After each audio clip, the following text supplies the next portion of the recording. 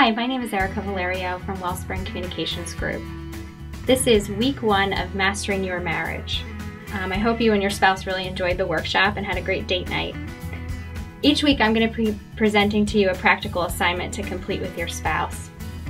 Before we get into that, I'd like to take some time to again reflect on Ephesians 5 verses 21 through 33. Throughout our seminars we've been reflecting on this verse. I'm going to be reading from the Message translation. Starting in verse 21, "Out of respect for Christ, be courteously reverent to one another.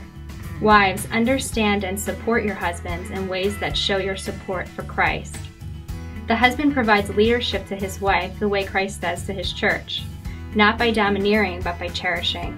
So just as the church submits to Christ as he exercises this leadership, wives should likewise submit to their husbands.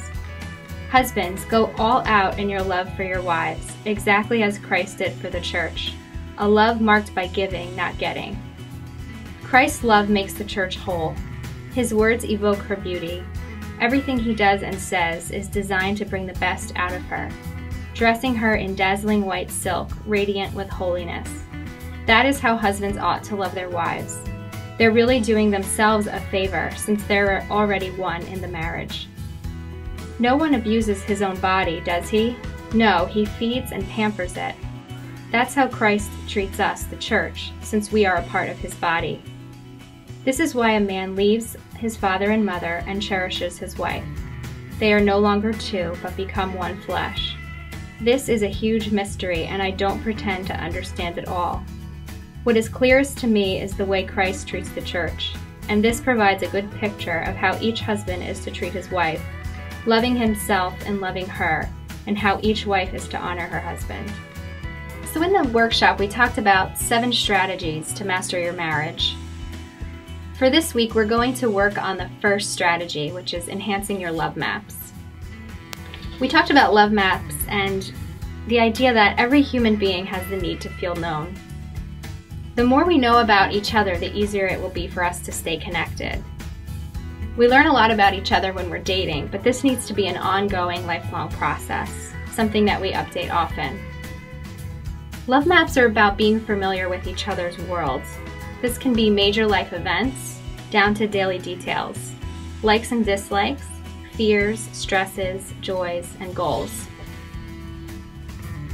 So for this assignment, I'm going to ask you to answer 3 questions that will hopefully reveal something about yourself that you'd like to share with your partner. Take time to download these questions from our website. The questions are, number 1, what has happened in your life that you are particularly proud of?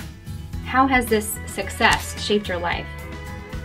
Number 2, what do you want your partner to know about your past, present, and plans for your future? Number 3, what do you believe your purpose in life is? What significant goals do you have for your future? What might you want your life to look like in 5 years? Obviously, these questions are going to require time, focus, and sensitivity to answer them. When you're done with them and you feel ready, I'd like you to take some time this week to share your answers with your spouse. And also discuss how these insights may strengthen your marriage and your friendship. I look forward to talking with you guys again next week. I hope you have a great week and enjoy this assignment.